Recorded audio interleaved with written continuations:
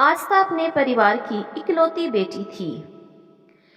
अपने mummy papa की लाडली और प्यारी बेटी थी। एक दिन आस्था अपने पापा मम्मी के साथ बाहर घूमने जा रही थी। इसी बीच एक सड़क हादसे में आस्था की मम्मी पापा नहीं रहे और आस्था बच गई। उस समय आस्था की उम्र केवल 5 साल थी। आस्था की देखभाल उसके चाचा ने करनी शुरू कर दी। उस समय आस्था के चाचा की शादी को 1 साल ही हुआ था और उनकी कोई संतान नहीं थी। आस्था के चाचा उसे बहुत प्यार करते थे, लेकिन आस्था की चाची उसके साथ अच्छा व्यवहार नहीं करती थी। 1 साल बाद उसके चाचा के घर एक बेटी ने जन्म लिया। उसका नाम प्रीति रखा गया। प्रीति के आने के बाद उसकी चाची उससे घर के सारे काम करवाती और नौकरों जैसा व्यवहार करती थी। आस्था पढ़ाई में अच्छी थी। जैसे तैसे करके उसने 10वीं तक की पढ़ाई की और उसके बाद उसकी चाची उसे घर के काम करवाने लगी। आस्था दिन भर घर के काम करती और रात को चोरी छिपे अपनी किताबें पढ़ती। जब भी आस्था चाची को पढ़ते हुए दिखाई देती तो वह उसे बहुत मारती थी। फिर भी आस्था ने पढ़ना नहीं छोड़ा और वह अपने चाचा चाची से कभी नाराज नहीं हुई और उन्हें उतनी ही इज्जत देती जितनी वह अपने माता पिता को देती थी।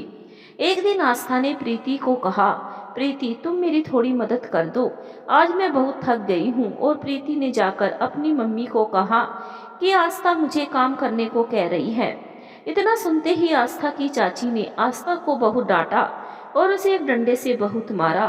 फिर भी आस्था अपनी चाची से विनती करती रही, चाची जी आज मुझसे काम नहीं हो पा रहा, मुझे बहुत तेज बुखार है, मैं बाकी का काम कल कर दूंगी। आस्था बुखार आने की वजह से काम नहीं कर पा रही थी और उसकी चाची उसको जबरदस्ती काम करने को कह रही थी। जैसे तैसे करके आस्था ने हिम्मत जुटाई और अपना काम खत्म किया। 2 साल बाद आस्था ने अपने चाचा जी को कहा, चाचा जी मुझे अपनी 12वीं की कक्षा की तैयारी करनी है और घर के काम होने की वजह से मैं अपनी परीक्षा की तैयारी नहीं कर पा रही हूँ। क्या आप मेरी मदद कर सकते हैं? जब आस्था अपने चाचा से यह बात कर रही थी तो उसकी चाची ने उनकी बातें सुन ली और उसने आस्था और उसके चाचा को खरी खोटी सुनाने लगी। उसने कहा कि आप मेरी मर्जी के बगैर इसको कैसे पढ़ा सकते हैं, जब मैंने कह दिया था कि इसको घर के काम करने हैं और आप इसको चोरी छिपे पढ़ाते रहे और मुझे भनक भी नहीं लगने दी। क्या यही आपका फर्ज है? आपकी खुद की बेटी आपको प्यारी नहीं लगती, सारा पैसा इसी पर लगा दोगे तो उसके लिए क्या बचा कर रखोगे, उसका भविष्य कैसे तैयार करोगे? ना जाने कैसे कैसे ताने मारती रही। चाचा और आस्था चुपचाप सुनते रहे। फिर भी आस्था के चाचा ने हार नहीं मानी और आस्था को आगे की पढ़ाई करने के लिए प्रेरित करते रहे। इतना सुनते ही आस्था अपने चाचा के गले लग गई और बहुत रोई। आस्था अपने चाचा जी से बहुत प्यार करती थी। वह अपने चाचा जी को देखकर अपने पापा को याद करती रहती थी और सोचती थी कि अगर आज मेरे माता पिता जिंदा होते तो मेरा इसी प्रकार ख्याल रखते और मुझे आगे बढ़ने के लिए प्रेरित करते रहते। जैसे तैसे करके आस्था 12वीं की परीक्षा दी। आस्था का रिजल्ट आने वाला था और वह भगवान से दुआ कर रही थी कि उसका रिजल्ट अच्छा आए। उसने अपने चाचा से कहा, चाचा जी मुझे आशीर्वाद दीजिए कि मेरा रिजल्ट अच्छा ही आए।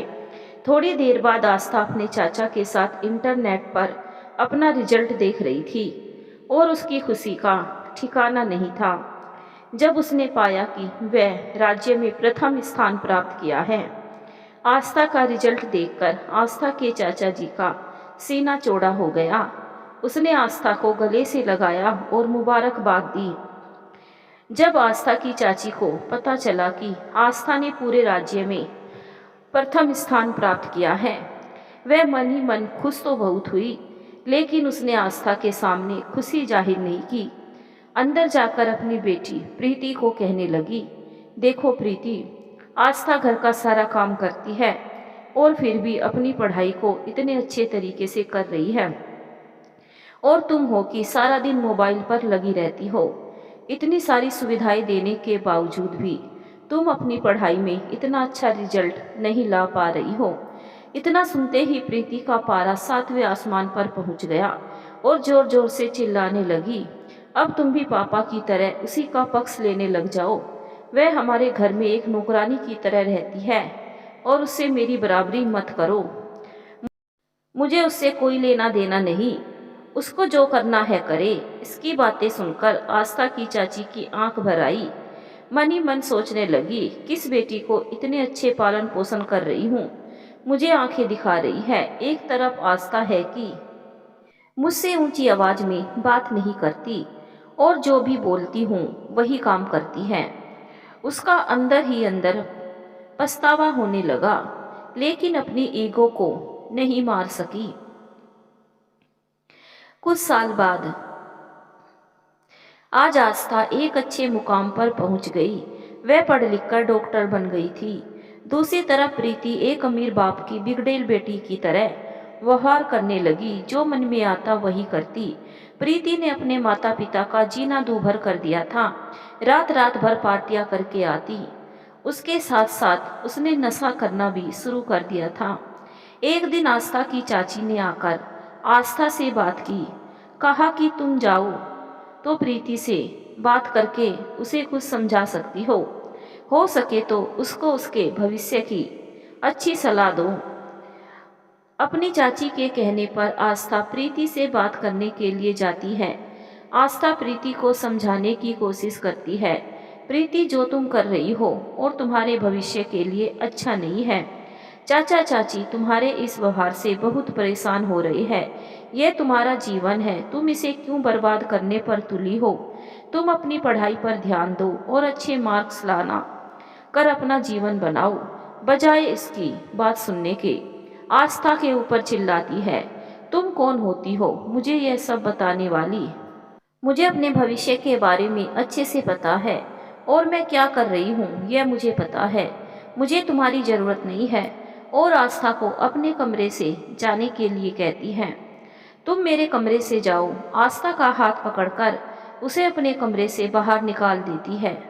आस्था अपना सा मुंह लेकर अपने कमरे में आ जाती है और बहुत सोचती है कि माता पिता अपने बच्चों के लिए इतना करते हैं और बच्चे हैं कि उनको कोई इज्जत नहीं देते। ऐसा क्यों होता है। आस्था ने निश्चय किया कि वह कभी भी अपने चाचा चाची को शर्मिंदा नहीं होने देगी। वह कोई ऐसा काम नहीं करेगी जिसके कारण उसके चाचा चाची को दुख उठाना पड़े। एक दिन आस्था के हॉस्पिटल में एक फोन आता है। उसे पता चलता है कि कोई लड़की नशे की हालत में दुर्घटनाग्रस्त हो गई है। उसके लिए एम्बुलेंस भेजने का प्रबंध किया जाए। आस्था ने अपने हॉस्पिटल से बताए गए पते पर एम्बुलेंस भेज दी और थोड़ी देर बाद एम्बुलेंस वापस आई। और जब वह इलाज करने के लिए आईसीयू में गई तो पता चला कि यह तो उसकी बहन प्रीति है, जो नशे में चूर है और उसे कोई होश नहीं है। उसके सिर पर गहरी चोटें आई हुई है। उसको इस हालत में देखकर आस्था घबरा जाती है और सोचती है कि क्या मैं पहले चाचा चाची को इसके बारे में खबर करूं या नहीं। फिर अचानक ही आस्था को ख्याल आता है कि चाचा जी यह खबर सुनकर दुखी हो जाएंगे। मैं पहले उसका इलाज करती हूँ और बाद में घर जाने के बाद सब कुछ बता दूंगी। जब आस्था अपनी बहन का इलाज कर रही थी तो उसने पाया कि उसने अधिक मात्रा में ड्रग्स ले लिया, जिसकी वजह से प्रीति को कैंसर हो गया है। अधिक मात्रा में ड्रग्स लेने की वजह से उसका कैंसर सेकंड स्टेज पर था, लेकिन आस्था ने हार नहीं मानी और उसने इसका इलाज करना शुरू कर दिया। आस्था अपने सहकर्मी डॉक्टरों की मदद से अपनी बहन को बचा लेती है। उसके बाद वह घर आ जाकर अपने चाचा चाची को अपनी बहन के बारे में बताती है तो उसकी चाची यह खबर सुनकर बेहोश हो जाती है। आस्था ने जैसे तैसे करके अपनी चाची को संभाला और उसने कहा, अभी प्रीति बिल्कुल ठीक है, खतरे से बाहर है, आप चिंता ना करें। सुबह होते ही मैं आपको प्रीति से मिलवा दूंगी। सुबह होने के बाद आस्था अपने चाचा चाची के साथ अस्पताल जाती है और प्रीति से मिलवा आती है। प्रीति को तब तक होश आ चुका था और अपने किए पर बहुत पछतावा कर रही थी। उसको लग रहा था कि वह एक गलत आदत की शिकार हो रही है। उसकी बहन आस्था उसको समझा समझा कर थक गई थी, लेकिन वह उसकी एक ना सुनती थी। एक हफ्ते के बाद प्रीति अपने घर आती है और सब उसकी अच्छे से देखभाल करते हैं। आस्था ने घर में किसी को नहीं बताया कि प्रीति को कैंसर भी है। प्रीति अपनी सेहत का ध्यान रखती है और जल्दी से ठीक होने के लिए आस्था की हर बात मानती है। आस्था ने प्रीति के कैंसर वाली बात अपने चाचा को बतानी जरूरी समझी और उसने कहा, चाचा जी, प्रीति का कैंसर दूसरी स्टेज पर है। हमें उसको ठीक करने के लिए सबसे पहले उसको नशे से दूर रखना होगा और जिसके लिए उसे मनाना होगा, नहीं तो उसकी जिंदगी को खतरा हो सकता है। आस्था ने जब अपने चाचा को बताया तो चाचा जी के पैरों तले जमीन खिसक गई। चाचा जी ने कहा, नहीं, यह नहीं हो सकता। इतनी कम उम्र में मेरी बेटी को इतनी भयंकर बीमारी कैसे हो सकती है? भगवान उसकी रक्षा करे। और जोर जोर से रोने लग जाती है कि मेरे साथ ही ऐसा क्यों हुआ? मैंने ऐसा क्या किया जो मेरी बेटी को इतनी बड़ी सजा मिली? आस्था अपने चाचा को हिम्मत देती है, कहती है, चाचा जी, अगर आप ही हिम्मत हार जाएंगे तो हम सबका क्या होगा? आपको हौसले से काम लेना होगा और हम प्रीति को इस बीमारी से बचा लेंगे। चाचा जी थोड़ी हिम्मत करके खड़े होते हैं और आस्था से पूछते हैं कि हमें क्या करना होगा, हम कैसे उसको बचा सकते हैं। आस्था ने कहा, चाचा जी, मेरी पहचान में एक बहुत अच्छे डॉक्टर है जिन्होंने ना जाने कितने ही लोगों को बचाया है। हम कल ही उनके पास चलेंगे और प्रीति के बारे में बात करेंगे। अब आप कुछ खा लीजिए। अगर आप नहीं खाएंगे तो चाची जी और प्रीति को शक हो जाएगा कि हम उनसे कुछ छुपा रहे हैं। जैसे ही आस्था अपने चाचा जी को बेड पर बैठने को बोलती है तो इतनी देर में देखती है कि चाची जी दरवाजे पर खड़ी सब बातें सुन रही थी और कुछ बोल नहीं रही थी। आस्था ने चाची जी को अंदर बुलाया और कहा, चाची जी, आप यहाँ, मुझसे कोई काम था? चाची आस्था को गले लगाती है और हाथ जोड़कर खड़ी हो जाती है। आस्था, मुझे सच सच बताओ कि प्रीति को यह बीमारी कब से है और इसका इलाज कैसे हो सकता है? आस्था अपनी चाची को एक गिलास पानी देती है और कहती है, आप पहले आराम से पानी पी लीजिए, हम बात करते हैं। और मुझे कल डॉक्टर के पास प्रीति की रिपोर्ट लेकर जाएंगे, उनसे पूछते हैं कि क्या कंडीशन है। आस्था की चाची को आस्था के साथ किए व्यवहार पर बहुत पछतावा हो रहा था और उसने कहा, आस्था बेटी, मुझे माफ कर दो। मैं हमेशा तुम्हारे साथ बड़ी सख्ती से पेश आई हूँ, कभी सीधे मुंह तुमसे बात नहीं की और तुम हमेशा एक बेटी का फर्ज निभाती रही। आस्था अपनी चाची के गले लग जाती है और उसकी आंखों से खुशी के आंसू निकल आए। चाची ने कहा, बेटी, अब तुम कभी नहीं रोना। मुझे मेरी गलती का एहसास हो चुका है। मैं तुम्हें और दुख नहीं दूंगी और हमेशा प्रीति की तरह तुझे प्यार करूंगी, तुम्हारी देखभाल करूंगी। सब मिलकर निर्णय करते हैं कि कल डॉक्टर के पास जाएंगे और प्रीति की बीमारी के बारे में बात करेंगे। सब एक दूसरे को सांत्वना देते हैं कि सब ठीक हो जाएगा और हम अपनी बेटी को बचा लेंगे। आस्था को आज अपने मम्मी पापा की बहुत याद आई और भगवान से दुआ की, पापा मम्मी, आप जहाँ भी हैं, आपका आशीर्वाद हमेशा मेरे साथ बना रहा और आज मुझे सच में माता पिता का प्यार मिल रहा है। आज मेरे जीवन में अच्छा टर्निंग पॉइंट आया है जिसमें मुझे पूरा परिवार मिल गया है। अब मेरी जिम्मेवारी है कि हमारे परिवार की खुशियों को किसी की नज़र ना लगे।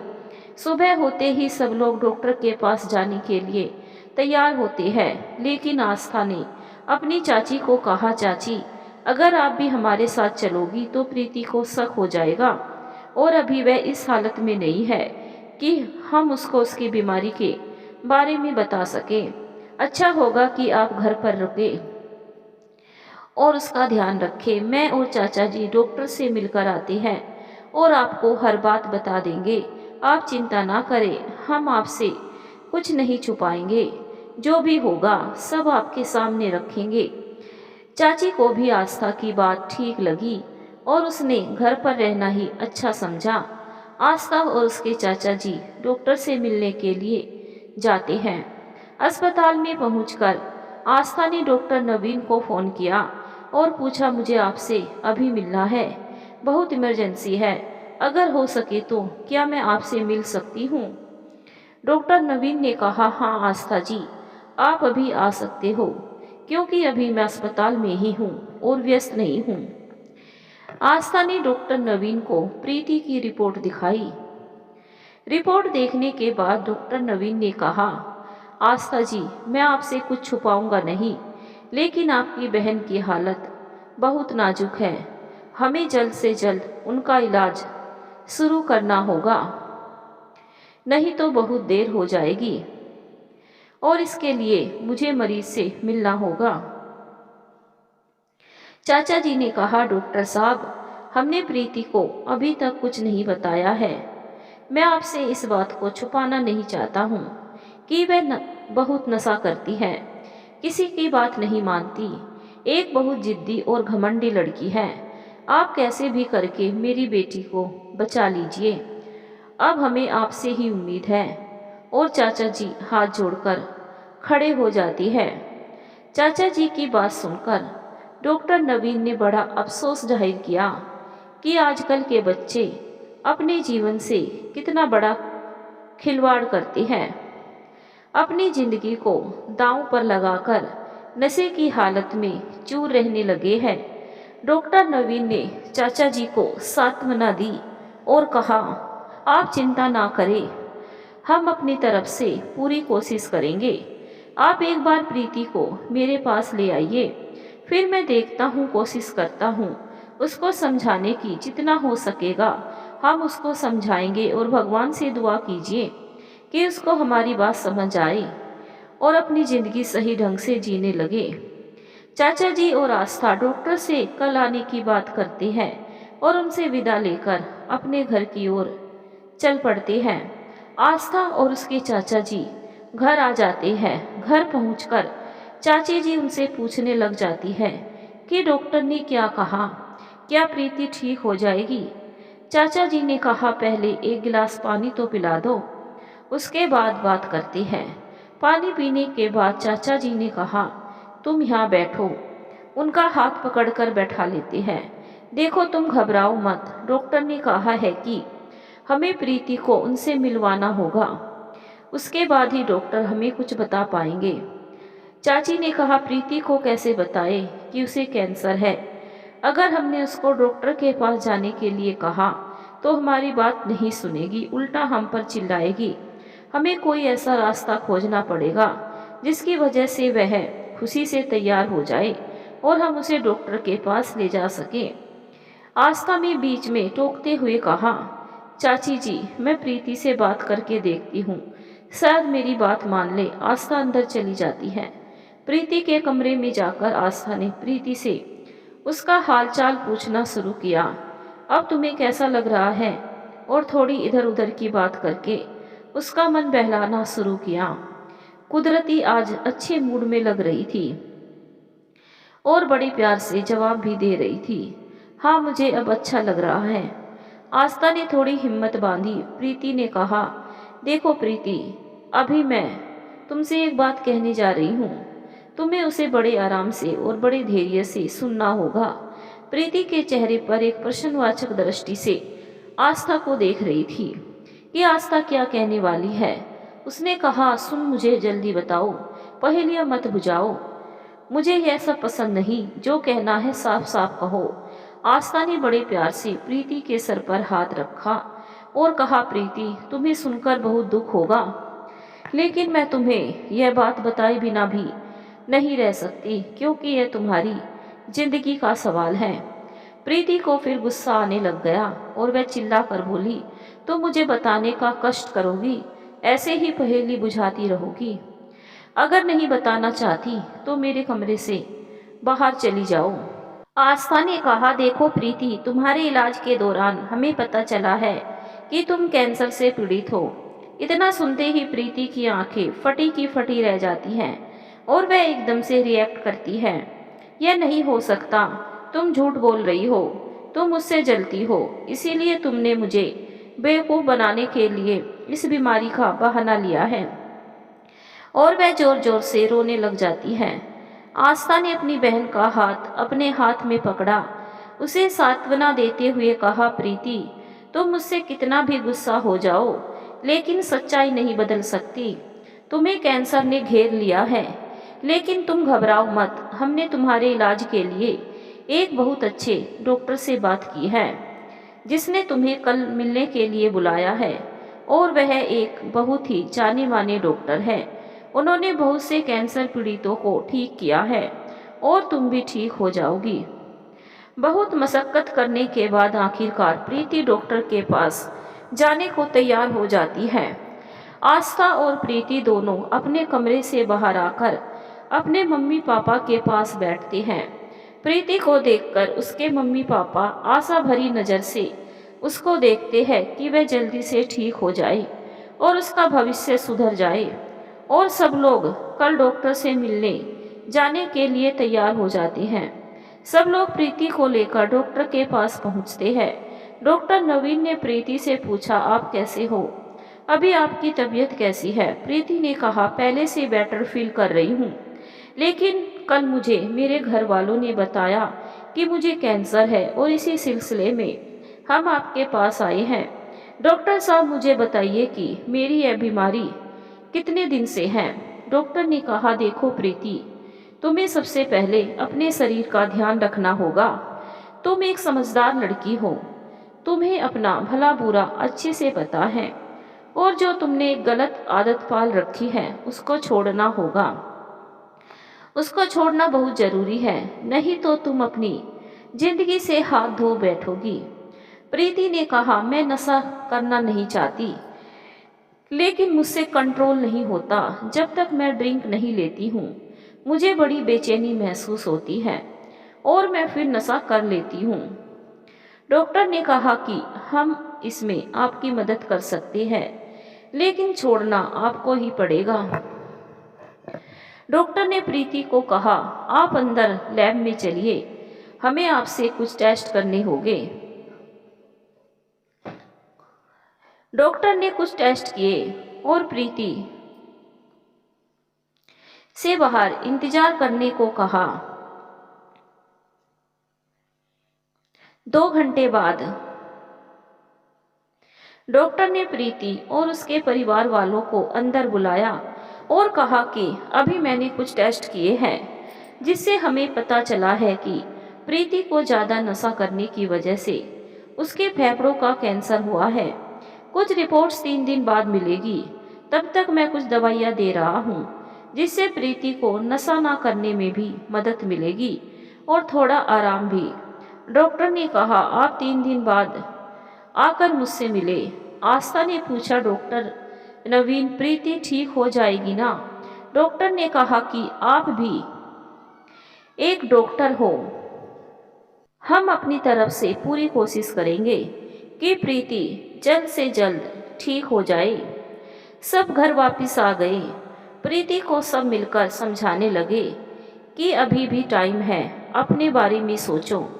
प्रीति की रिपोर्ट आने वाली थी, जिसमें पता चलने वाला है प्रीति की बीमारी कितनी ज़्यादा है। आस्था और प्रीति दोनों डॉक्टर के पास रिपोर्ट लेने के लिए गई। आस्था ने पूछा, डॉक्टर साहब, क्या प्रीति की रिपोर्ट आ गई है?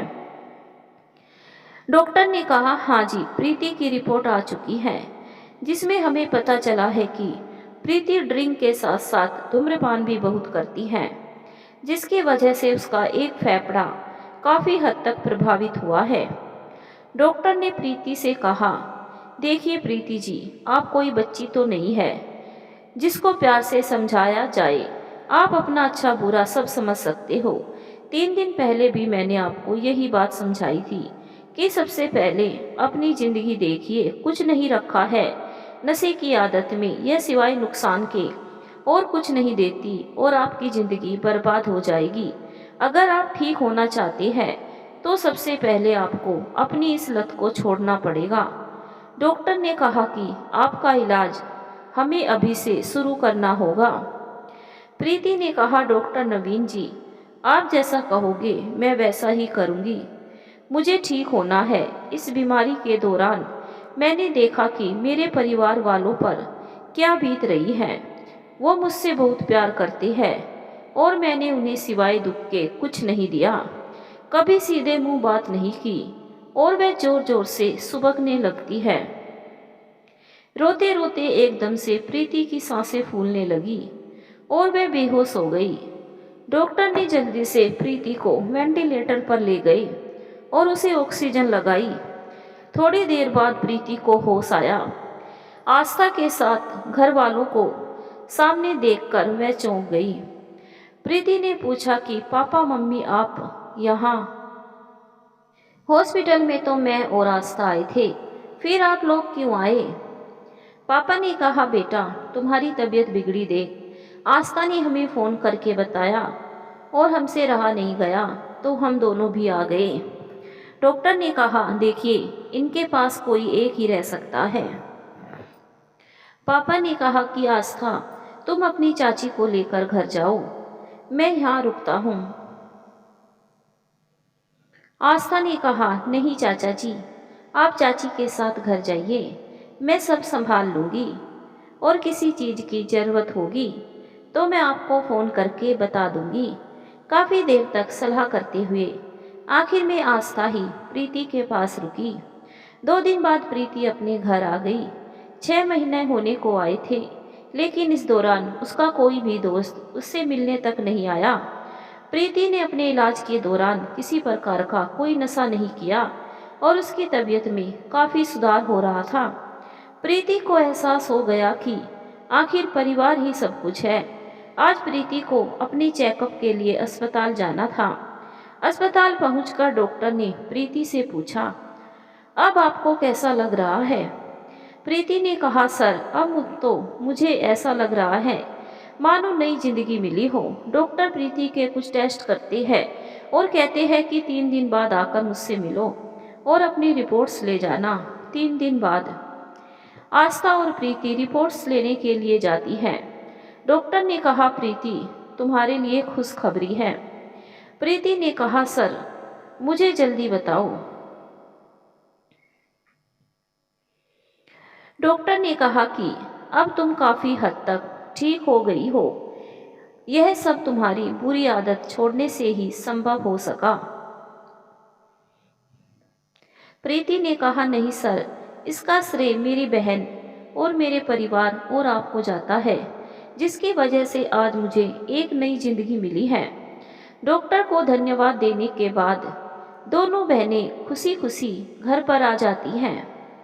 दोनों ने आकर मम्मी पापा को अपने पास बुलाया और कहा कि हमारे पास एक खुशखबरी है, जिसे सुनकर आप होले नहीं समाओगे। आस्था के चाचा ने कहा, जल्दी बताओ, हमसे इंतजार नहीं हो रहा है।